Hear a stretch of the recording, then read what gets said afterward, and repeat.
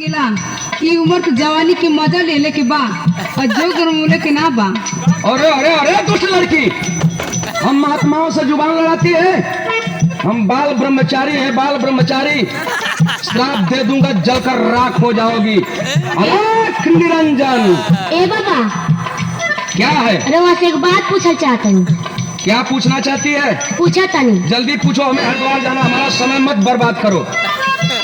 काहे भैला पुजारी देला किस्मत बिगाड़ी।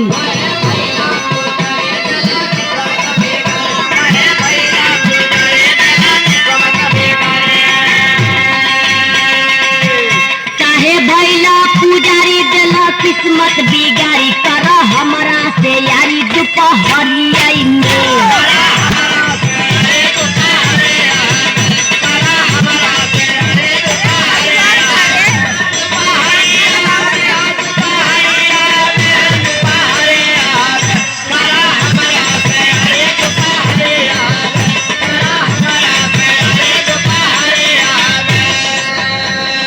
हे दीनानाथ, ई राम राम की बेला कहाँ से आफत भेज देला।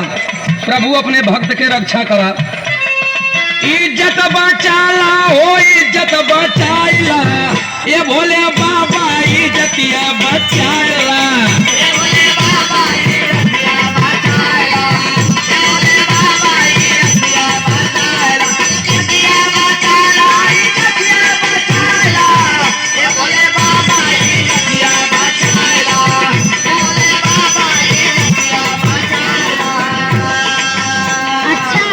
भोले बाबा के पुजारी बनत हवा, भोले बाबा के बनावत हवा। हम भोले बाबा को बचपन से पूजा करीला, लेकिन भोले बाबा के नहीं हाल देखत हवा।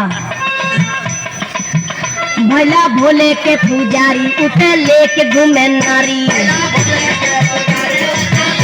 ए लड़की, हमें गुमराह मत करो।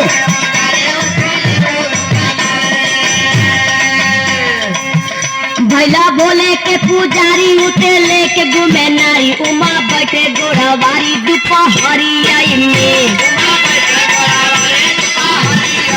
एक मिनट उमा देवी के नाम छोड़ेगा।